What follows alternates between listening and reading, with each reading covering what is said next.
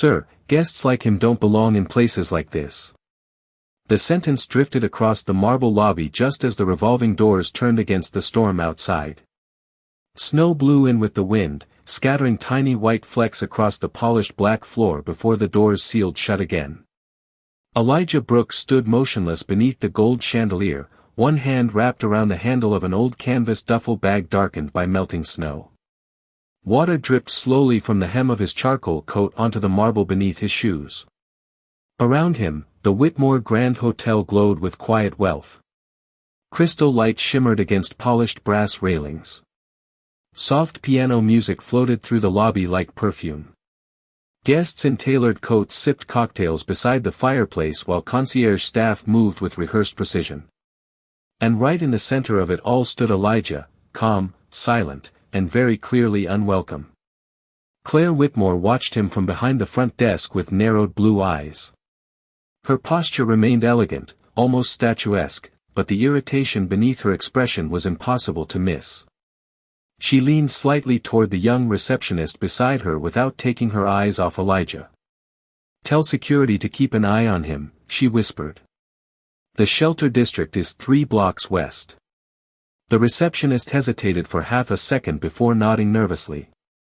Elijah approached the desk at an unhurried pace, his damp boots muted against the marble floor. Up close, the signs of the long winter night clung to him. Snow rested along his shoulders. A faint crease of exhaustion shadowed his eyes. But nothing about him appeared dangerous. If anything, his stillness carried an odd kind of dignity, the kind people often overlooked when they had already decided what someone was worth. "Good evening," Elijah said gently. His voice was deep, steady, warm despite the cold outside. "I have a reservation under Brooks."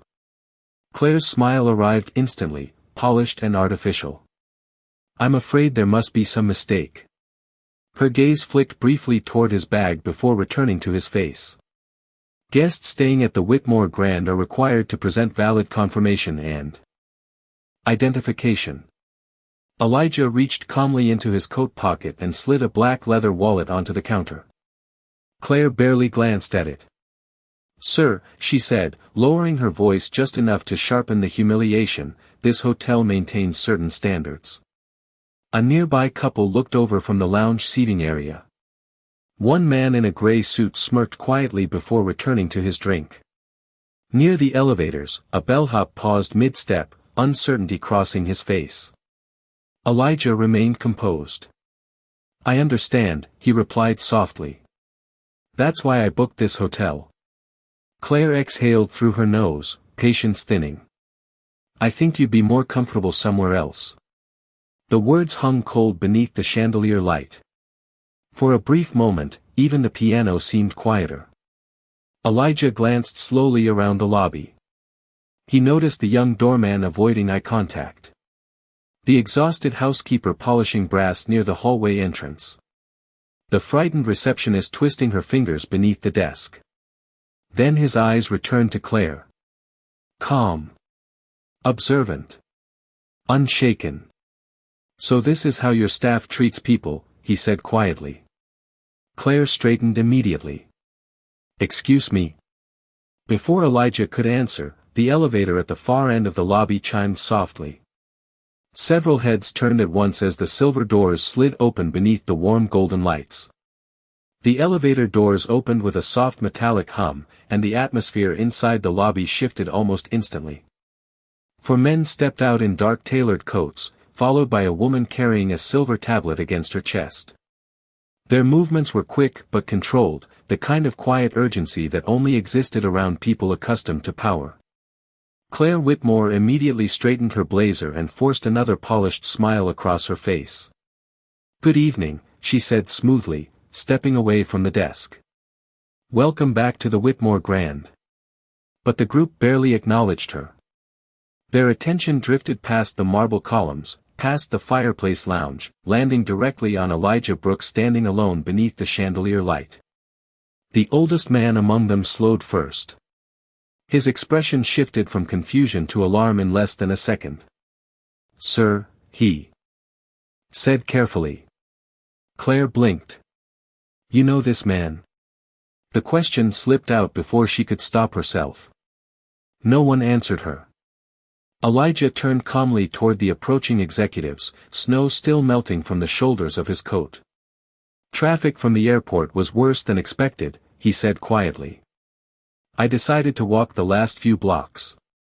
The younger executive near the back looked horrified. You walked here? Elijah gave a faint shrug. I needed the air. Claire felt the temperature in her chest drop. Her eyes moved quickly between Elijah and the men standing before him. Something no longer made sense. The receptionist beside her swallowed nervously and took a small step backward. The oldest executive extended his hand immediately. We have been trying to reach you for the last hour, Mr. Brooks. Around the lobby, conversations began dying one by one. A bartender stopped polishing a glass. Two guests near the fireplace exchanged confused looks. Even the pianist near the lounge slowed his hands against the keys. Claire forced a laugh that sounded thin even to herself. I am sorry, she interrupted carefully. Did you say Brooks? The executive finally looked at her directly. Yes, he replied. Chairman Elijah Brooks. Silence crashed through the lobby harder than the winter wind outside. Claire stared at Elijah as if the floor beneath her heels had disappeared. The words did not fit the man standing in front of her. Not the damp coat. Not the worn canvas bag. Not the calm face she had dismissed less than 10 minutes earlier. Elijah watched her quietly, almost gently, and somehow that made the humiliation worse. The executive frowned slightly. Was there a problem with the reservation? No one answered immediately. Claire opened her mouth, but her throat tightened before any sound came out. Beside her, the young receptionist looked close to panic. Elijah glanced briefly toward the marble floor where melted snow still pooled beneath his shoes. There seemed to be some confusion about whether I belonged here, he said softly. The sentence landed with surgical precision. No anger. No raised voice. Just truth. Claire felt every pair of eyes in the lobby. Turning toward her now. Her pulse pounded violently beneath the collar of her blouse. Mr. Brooks, she began quickly, if there has been any misunderstanding whatsoever, I sincerely apologize. Elijah did not respond right away. Instead, he looked slowly around the lobby again. At the housekeeper standing frozen beside her cleaning cart. At the doorman staring toward the floor in shame. At the receptionist whose hands still trembled beneath the desk. Then his eyes settled once more on Claire. Do you know what the first hotel my mother cleaned looked like? He asked quietly. Claire blinked, confused by the question. Elijah stepped closer to the desk, his reflection moving across the polished marble. She used to tell me luxury was not the chandeliers or the marble floors, he continued. It was how people were treated when nobody thought they mattered. The lobby remained completely silent. Somewhere outside, wind rattled softly against the tall glass windows while snow continued falling across the dark Manhattan street. Claire Whitmore had spent 12 years building the kind of control that made people lower their voices when she entered a room, but standing beneath the chandelier now, she felt that control slipping through her fingers like melting ice. The silence surrounding the front desk had become unbearable. Guests no longer pretended not to watch. Bellhop stood frozen beside gold luggage carts. Even the pianist near the lounge had stopped playing entirely. Elijah Brooks remained calm in the center of it all, one hand resting lightly on the handle of his weathered canvas bag. The melted snow around his shoes reflected the chandelier light like shattered glass. Claire forced herself to breathe steadily. Mr. Brooks, she said carefully, if I had known who you were, I assure you this misunderstanding never would have happened. The moment the words left her mouth, she realized the mistake. Elijah tilted his head slightly, almost saddened by what he had just heard. That, he replied softly, is exactly the problem. The sentence landed harder than if he had raised his voice. Claire felt heat crawl up her neck. Behind Elijah, the board members exchanged Uncomfortable glances. One of them, a silver-haired woman named Diane Mercer, folded her arms tightly across her coat. "Claire," she said quietly, "please tell me you did not deny our chairman a room because of how he looked." Claire swallowed. The answer sat plainly in the room already. No explanation could survive what everyone had witnessed with their own eyes. Near the elevators, the young receptionist finally lowered her gaze, shame clouding her expression. Elijah noticed. He always noticed the people trying hardest not to be seen. His eyes softened briefly before drifting toward the large framed photograph hanging above the fireplace. It showed the original Whitmore Hotel from 1968. Black and white. Elegant. Timeless. Beneath it, engraved into brass, were the founder's words, "Every guest deserves dignity." Elijah stared at the plaque for several quiet seconds. "My mother used to clean hotels smaller than this," he said calmly. "She worked double shifts 6 days a week." No one interrupted him. "She told me there were two kinds of wealthy people. The first kind made you feel invisible. The second kind looked you in the eye when they spoke." His voice remained low and steady, but the lobby felt completely still around it. Claire glanced nervously toward the guests watching nearby. Some looked uncomfortable now. Others looked embarrassed. One older man quietly removed his room key from the counter and slipped it back into his pocket without saying a word. Elijah continued looking at the old photograph. "When I bought my first hotel, I made one promise to myself," he said. "No employee under my roof would ever make another person feel small just to protect the illusion of luxury." Diane Mercer turned slowly toward Claire. "Do you understand how serious this is?" Claire nodded too quickly. "Of course. Absolutely. I can correct this immediately." Elijah finally looked back at her. "Can you?" he asked gently. The question hollowed the room. Claire opened her mouth again, but nothing came out this time. Because deep down, she understood what he meant. A room key could be replaced. An apology could be spoken. But humiliation had already happened. The young housekeeper near the hallway lowered her eyes, clutching the handle of her cleaning cart tighter. Elijah noticed that too. He stepped away from the desk and walked slowly across the marble floor toward the fireplace lounge.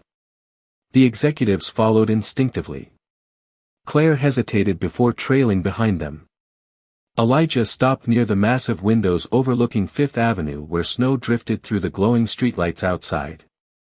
His reflection stood dark against the glass. Calm. Thoughtful. Untouched by the panic spreading behind him. Then, without turning around, he spoke quietly into the silence. "I want every employee in this building gathered in the ballroom within 20 minutes. 20 minutes later, the grand ballroom of the Whitmore Hotel no longer felt elegant. The crystal chandeliers still glowed overhead, casting warm gold across polished silverware and velvet chairs, but the atmosphere underneath them had changed completely. Nearly every employee in the building stood shoulder to shoulder across the massive room. Housekeepers in gray uniforms. Bellhops with stiff posture and nervous eyes. Bartenders, servers, receptionists, security staff. Some still carried the tension of interrupted shifts. Others looked pale from whispers spreading through the hotel halls faster than the winter wind outside. At the front of the ballroom, Claire Whitmore stood near the stage with her hands tightly clasped together. Her makeup remained flawless. Her posture remained straight. But the confidence that usually surrounded her like expensive perfume had disappeared. Elijah Brooks sat alone at a round table near the center of the room instead of on the stage prepared for executives. His old canvas bag rested beside his chair. The contrast unsettled everyone. A billionaire who looked more comfortable among the workers than the leadership team standing under the chandeliers. Diane Mercer approached the microphone first. "Thank you all for gathering so quickly," she said carefully. "Tonight has revealed concerns regarding how guests are being treated inside this hotel." Murmurs spread softly through the crowd before fading again. Elijah remained silent, his dark eyes moving slowly across the room. He noticed everything. The exhausted cook rubbing flour from his hands onto his apron. The frightened valet staring at the carpet. The young receptionist from the front desk blinking rapidly as if trying not to cry. Then Elijah noticed the housekeeper from earlier standing near the ballroom doors. Her name tag read Naomi. She held herself smaller than everyone around her, like years of being overlooked had trained her body to apologize for existing. Elijah rose slowly from his chair. Instantly the ballroom fell silent again. Even the soft clinking from the kitchen hallway disappeared. He walked toward the stage but stopped short of stepping onto it. I grew up about 15 minutes from a hotel almost exactly like this one, he said quietly. His voice carried easily through the ballroom without effort. My mother cleaned rooms there for 18 years. No one moved. She used to come home with swollen feet and cracked hands because she worked double shifts during winter conventions. Elijah glanced toward Naomi near the ballroom entrance. But the part that hurt her most was never the work. Claire lowered her eyes immediately. It was the way people looked through her, Elijah continued. Like she was part of the furniture instead of a human being. The room remained completely still beneath the chandelier light. Outside the tall ballroom windows, snow drifted silently across Manhattan. Elijah folded his hands calmly in front of him. Tonight I walked into this building carrying the same kind of bag my mother carried on city buses for years. His eyes shifted toward Claire for only a moment. And before anyone knew my title, assumptions were made about my value. Claire's throat tightened visibly. Some employees looked at her now with discomfort instead of fear. Elijah let the silence breathe before speaking again. So tonight is not really about me. That surprised the room. It is about culture, he said softly. Because discrimination does not begin with dramatic moments. It begins quietly. A look. A tone. A decision about who belongs and who does not. Naomi lowered her eyes quickly as if the word struck too close to home. Elijah noticed again. He always noticed. Then he turned toward the staff tables fully. I want honesty tonight, he said. Not fear. His voice remained calm, but something about it made the ballroom feel heavier. Realer. How many people working inside this hotel have ever felt disrespected while wearing this uniform? For a moment, nobody moved. Then slowly, almost trembling, Naomi raised her hand. And she was not the only one. Naomi's trembling hand hovered uncertainly in the air beneath the chandelier light, and for a moment it looked as though she regretted raising it at all. Her shoulders tightened beneath her gray housekeeping uniform as dozens of eyes shifted toward her across the ballroom. Elijah Brooks did not rush to fill the silence. He simply nodded once, gently, giving her the kind of patience most powerful people never offered. Then another hand slowly lifted near the back of the room. A bellhop no older than 20. After him came a bartender. Then a dishwasher in a white kitchen coat. Within seconds, hands were rising across nearly every section of the ballroom like hesitant waves breaking through fear. Claire Whitmore stood completely still near the stage, her expression frozen somewhere between disbelief and dread. Elijah looked slowly around the room, absorbing every face. The pain inside the ballroom no longer felt hidden. It hung openly now beneath the warm gold light and crystal chandeliers. Thank you, Elijah said quietly. I know that was not easy. Naomi lowered her hand carefully, but Elijah noticed the tears shining in her eyes. Diane Mercer stepped closer to the microphone stand. If anyone would like to speak freely tonight, she said carefully, there will be no retaliation for honesty. The sentence barely settled before nervous murmurs spread across the ballroom again. Nobody trusted promises like that easily. Not people who had spent years surviving under fear. Elijah understood that too. He moved away from the stage entirely and walked between the employee tables instead, closing the distance that hierarchy usually protected. His polished shoes made almost no sound against the ballroom floor. He stopped beside Naomi first. "How long have you worked here?" he asked softly. Naomi looked startled to be addressed directly. "Almost 4 years, sir." "And have you felt respected during those 4 years?" Naomi hesitated. Claire's face tightened instantly near the stage. Elijah noticed. So did everyone else. Naomi glanced down at her clasped hands before answering.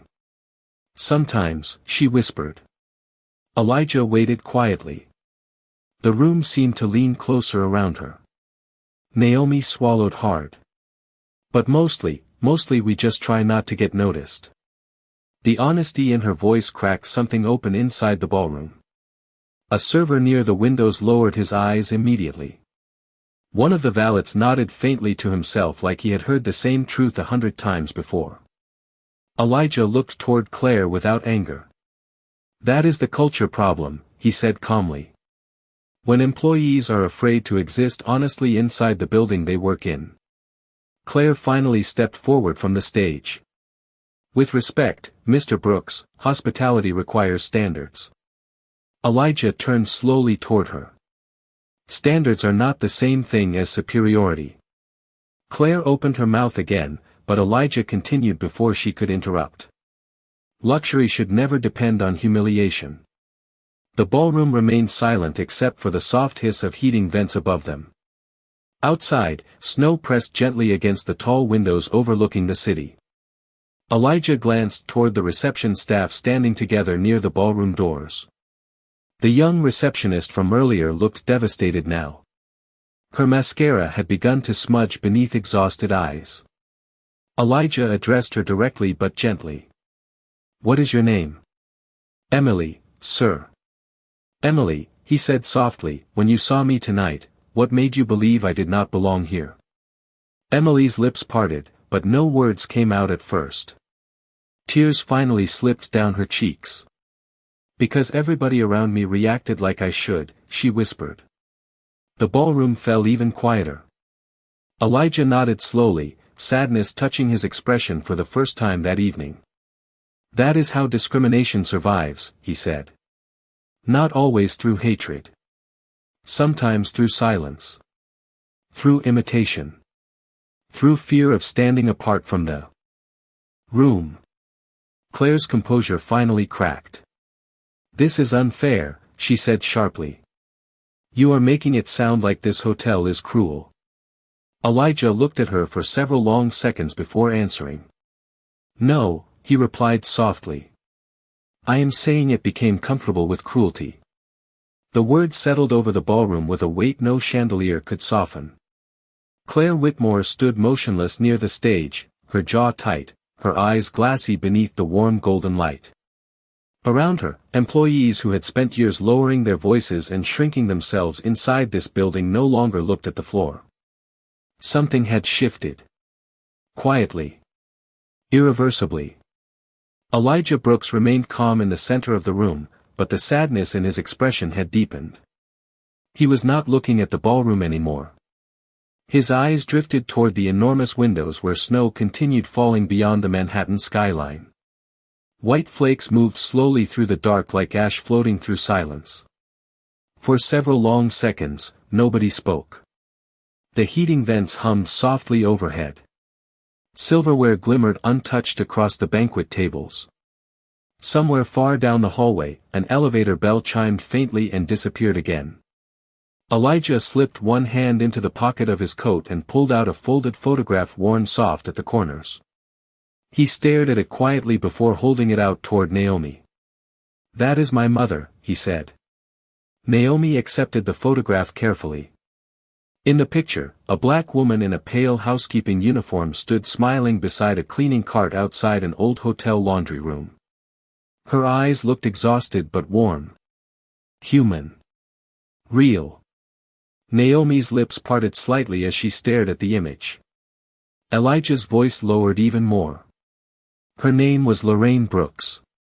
The ballroom remained perfectly still.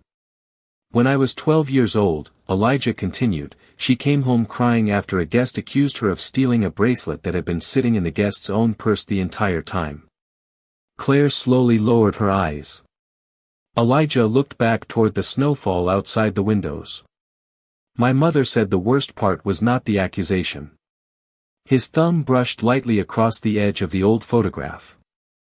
It was how. Quickly everyone believed it. A heavy silence filled the ballroom again. Some employees shifted uncomfortably. Others looked close to tears. Naomi carefully handed the photograph back to Elijah like something fragile and sacred. He folded it slowly before returning it to his coat pocket.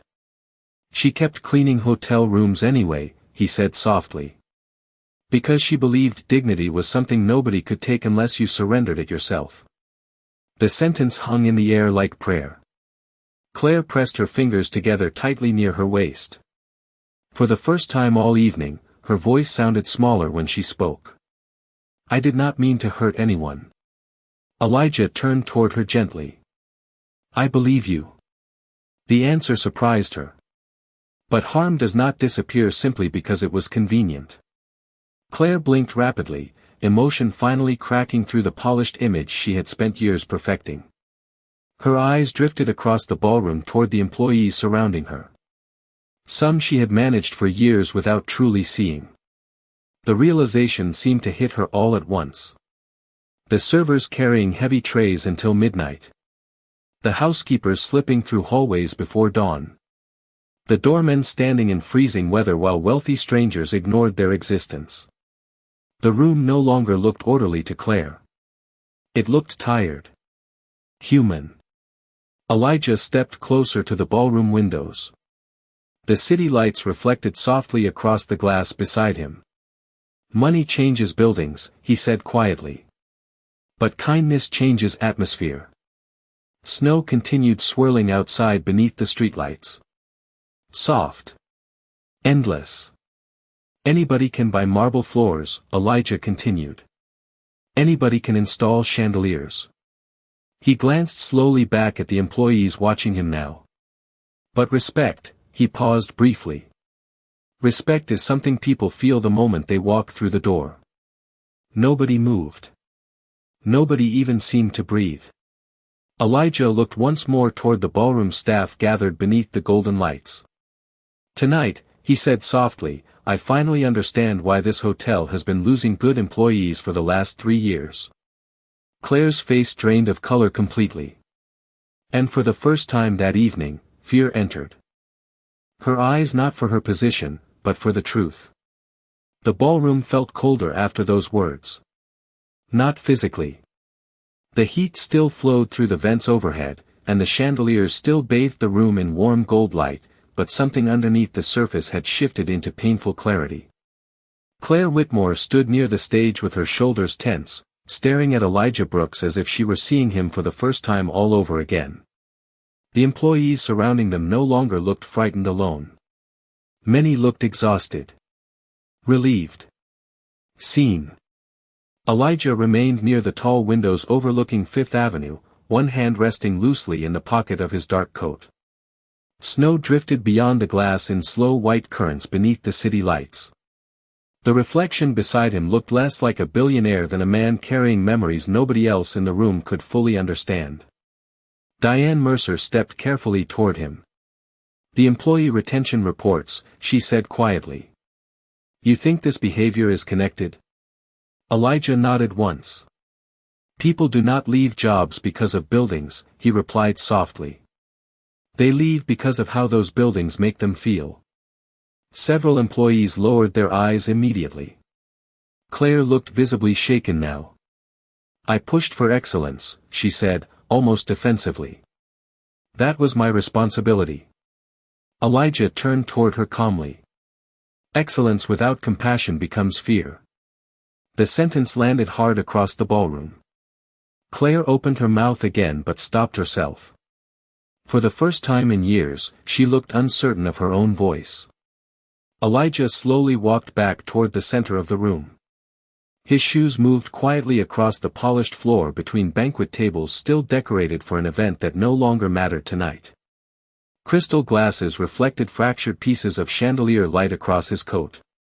He stopped beside Emily, the young receptionist from earlier. Her eyes were still red from crying. "Emily," he said gently, "why did you stay silent tonight when you knew something felt wrong?" She stared at her trembling hands before answering. "Because everybody else was silent too." Elijah nodded slowly. "That is how toxic culture survives." "No." Anger touched his voice. "Only truth." Emily wiped quickly beneath her eyes. "I thought if I questioned it, I would lose my job." Elijah looked around the ballroom at the dozens of employees watching him now. "Fear should never be the management strategy of any business carrying my name." Claire closed her eyes briefly at those words. The shame on her face no longer looked defensive. It looked heavy. Real. Naomi stepped forward unexpectedly from near the ballroom doors. Her voice trembled at first. "Mr. Brooks?" Elijah turned toward her immediately. "Yes." Naomi hesitated. "You are the first executive who has ever asked us how we feel." The ballroom fell silent again. Naomi looked embarrassed the moment the words escaped her mouth, but Elijah's expression softened deeply. "Then we failed long before tonight," he said quietly. Diane Mercer lowered her head. Several executives near the stage exchanged deeply uncomfortable glances. Elijah looked slowly across the room one final time before reaching into his coat pocket again. This time he removed a folded document instead of the old photograph. Claire's face tightened immediately. She recognized the company seal before he even unfolded the paper. The room seemed to sense the shift instantly. Employees straightened nervously. The heating vents hummed softly overhead while snow continued swirling beyond the ballroom windows. Elijah unfolded the document with careful calmness. 3 months ago, he said quietly, I began receiving anonymous complaints from employees at this location. Claire's breathing visibly changed. Housekeepers being ignored by management. Front desk staff pressured to profile guests based on appearance.